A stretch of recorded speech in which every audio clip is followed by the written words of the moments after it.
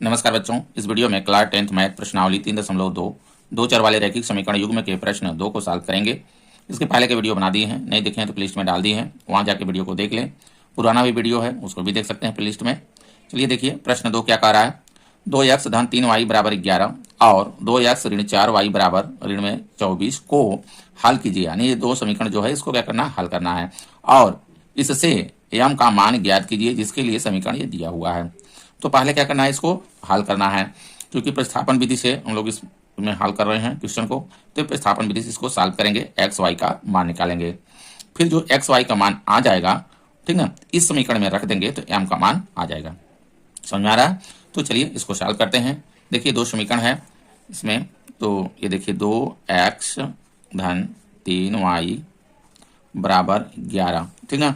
इसको समीकरण 1 बना लेंगे और इसको 2x ऋण 4y, ठीक है, बराबर ऋण में 24 है, ये समीकरण 2 बना लेंगे। ठीक, अब जैसे प्रतिस्थापन विधि से देखिए क्वेश्चन को सॉल्व करते हैं उसी तरह से करेंगे। समीकरण 1 या 2 से, ठीक ना, x का मान y के पदों में कर लीजिए या y का मान x के पदों में कर लीजिए, किसी भी समीकरण से ये काम कर सकते हैं। तो समीकरण 1 से कर लेते हैं। समीकरण 1 से x का मान y के पदों में कर लेते हैं। x का मान y के पदों में करने पर, y के पदों में करने पर, ठीक है। अब देखिए समीकरण 1 को पहले उतार लीजिए। यहाँ पे 2x धन 3y बराबर 11 है। अब यहाँ देखिए x का मान निकालना y के पदों में, तो x वाला देखिए इधर रहने देंगे, बाकी इन लोग क्या करेंगे, इसको पक्षांतर करके इस साइड ले आएंगे। तो 2x देखिए इधर रहने देते हैं, बराबर लगाएंगे। 11 देखिए पहले से है तो इसको 11 उतार लेते हैं पहले, और इसको ले आएंगे इस साइड पक्षांतर कर देंगे। जब इस साइड ले आएंगे, इधर धन में है, इधर आएगा तो ये ऋण में 3y हो जाएगा। ठीक, समझ में आ रहा है? अब देखिए यहाँ से x का मान निकालेंगे। जब x का मान निकालेंगे तो x बराबर देखिए करेंगे, तो 11 ऋण 3y, इसके बटे में देखिए जो 2 है इसके बटे में आ जाएगा, जो गुणा में रहता है वो बटे में आ जाता है। ठीक है, x का देखिए ये मान निकल गया, लेकिन ये देखिए y के पदों में निकला है। अब ये जो मान है ये समीकरण 2 में क्या करेंगे, प्रतिस्थापित कर देंगे। क्योंकि समीकरण 1 से निकाले हैं तो समीकरण 2 में करेंगे, ठीक ना। अगर 2 से निकाले होते तो 1 में रखते। तो x का मान समीकरण 2 में प्रतिस्थापित करने पर, x का मान समीकरण 2 में प्रतिस्थापित करने पर,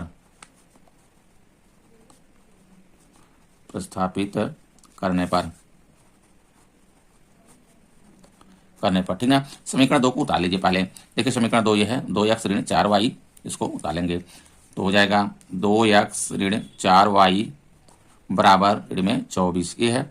अब x के स्थान पे ये मान रख देंगे, x के स्थान पे इसको मान रख देंगे। तो यहाँ देखिए दोनों के बीच में क्या है, गुणा का चिन्ह होता है। ब्रैकेट्स लगा के हम इसको रख लेते हैं, 2 ब्रैकेट्स लगाते हैं क्योंकि इसके देखिए गुणा हो जाता है चिन्ह ब्रैकेट्स लगाने में। तो हो जाएगा 11 ऋण 3y बटे में 2 हो जाएगा, और इधर जैसे है उसी तरह से उतार लेंगे, ऋण में 4y बराबर में हो जाएगा ऋण 24, ठीक है।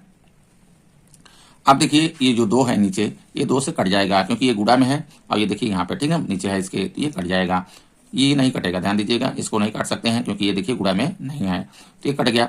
आ गया यहाँ पे 11 ऋण 3y आ गया, ये आगे 4y है बराबर में ऋण में 24। ठीक, अब देखिए ये देखिए y ये जुड़ जाएगा क्योंकि ऋण में ये भी है, ऋण में ये भी है। तो यहाँ पे 11 ऋण में देखिए 4 3 ये हो जाएगा 7y बराबर ऋण में 24। अब देखिए y का मान निकालना है, y को इधर रहने देते हैं, 11 को पक्षांतर कर देंगे, इस साइड ले आएंगे बराबर के, तो ऋण में 7y बराबर, इधर देखिए ऋण में 24 है पहले से, 11 को ले आएंगे इस साइड, तो इधर देखिए धन में है, इस साइड ले आएंगे तो 11 ऋण में हो जाएगा, ठीक है।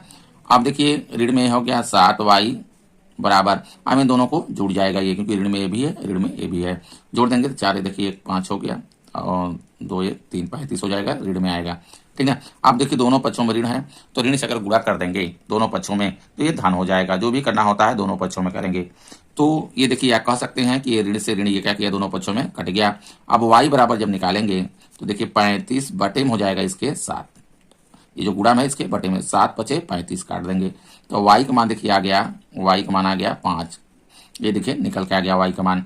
अब y का जो मान आया है आप किसी भी समीकरण में प्रतिस्थापित कर सकते हैं, समीकरण 1 या 2 किसी में भी कर सकते हैं, ठीक ना। जो छोटा समीकरण रहा करे उसी में रखा करिए निकलने के बाद। तो y का मान समीकरण 1 में रख लेते हैं। y का मान समीकरण 1 में प्रतिस्थापित करने पर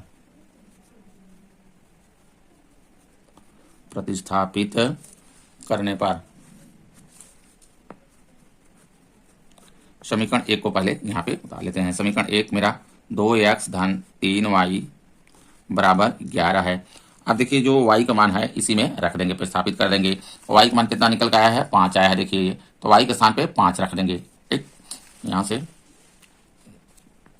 तो 2x धन 3, देखिए इसके बीच में गुणा चिन्ह होता है, गुणा हो गया। y का मान रख देंगे 5 है बराबर 11।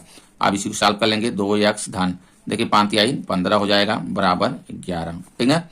अब देखिए यहाँ से x का मान हमको निकालना है, इधर रहेगा 2x, 15 को ले आएंगे इस साइड पक्षांतर कर देंगे तो बराबर 11 है। पहले से 15 को इस साइड ले आएंगे तो हो जाएगा ऋण में 15, ठीक है। अब देखिए 2x अब यहाँ से घटा देंगे। देखिए 11 में से 15 को घटाना है, 15 क्या है, बड़ा है, तो 15 में से 11 को घटा दीजिए और बड़े वाला को चिन्ह लगा दीजिए। देखिए ऋण में आ जाएगा, तो 15 में से 11 घटेगा तो आ जाएगा यहाँ पे 4, ठीक है। ये ऋण में आ गया 4।